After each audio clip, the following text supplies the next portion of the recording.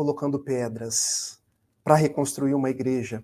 Muitas vezes tomando dos tecidos do seu pai para vender e refazer a igreja, quando ele se dá conta. Não é a igreja física. É os valores do cristianismo. É a verdadeira casa que Jesus veio fazer na terra que precisa ser reconstruída.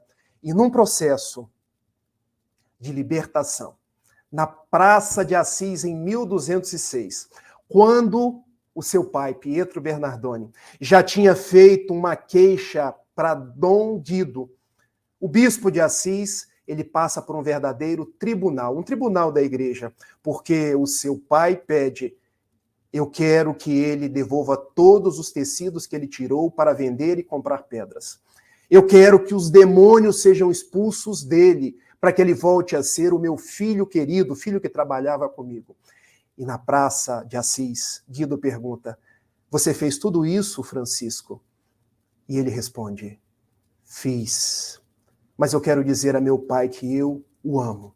Quero dizer à minha mãe que eu a amo, mas que a partir de hoje eu já não sou Francesco de Pietro de Bernardoni. A partir de hoje eu sou Francesco de Dio, il trovatore di Dio, o trovador de Deus. E eu quero entregar a meu pai, na impossibilidade de entregar o dinheiro que eu já converti em pedras. Eu quero entregar as minhas próprias roupas e passar a ser uma pessoa diferente. Uma pessoa que vive para Jesus na sua essência. E numa das cenas mais bonitas, na Praça de Assis, ele retira todas as suas roupas, entrega a seu pai, sai. Alguns dizem que nu, outros dizem com uma espécie de túnica, que era comum na época. Sai para ser apenas Francisco de Assis. E aqui nós tomamos de uma outra inspiração. Será que nos dias atuais nós não precisamos nos desvestir?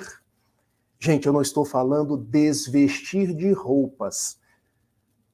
Vamos continuar com as nossas roupas. Desvestir daquilo que pesa em nós. O que diz a questão 785 do Livro dos Espíritos? Quais são os dois vícios mais radicais que nos impedem do progresso espiritual? E respondem os bons espíritos: o orgulho e o egoísmo. Vamos agora completar o simbolismo? Nos desvestir nos dias atuais não é tirar uma roupa, não é pegar uma coisa e entregar, mas é, meu pai, falando com Deus. Na metáfora, como Francisco falava a Pietro Bernardoni, eu quero me desvestir do meu orgulho. Eu quero me desvestir do meu egoísmo. E a partir de hoje, me ajuda para que eu seja seu filho, o Filho de Deus. Olha a inspiração franciscana para os dias atuais. Olha como nós podemos ser humildes, ser simples e transformar a nossa terra que está em ruínas. A mensagem de Jesus fala em profundo ao nosso coração.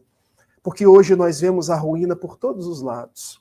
Olhamos a ruína da guerra na Ucrânia, quando um país cristão, porque os russos são cristãos ortodoxos, invadem outro país, é a casa em ruínas.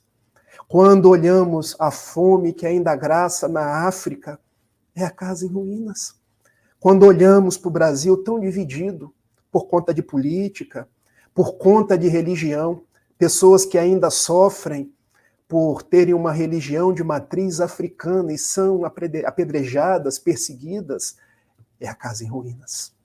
Quando vemos crianças assassinadas, ou outras que matam professores, quando vemos a tragédia das escolas, é a casa em ruínas. E Jesus falando para cada um de nós: reconstrói a minha igreja. E a igreja que nós vamos reconstruir é a igreja da nossa interioridade. Deixando que Jesus nasça na nossa interioridade e, para tanto, nós vamos precisar nos desvestir de orgulho, de egoísmo, para ser instrumento da paz. Senhor, fazei de mim instrumento da paz. E depois de entender que era uma reconstrução espiritual, ele sai pelos caminhos. Há uma cena muito significativa quando ele encontra um leproso. E o leproso conhecia, gente. Essa cena é narrada nos mais variados livros.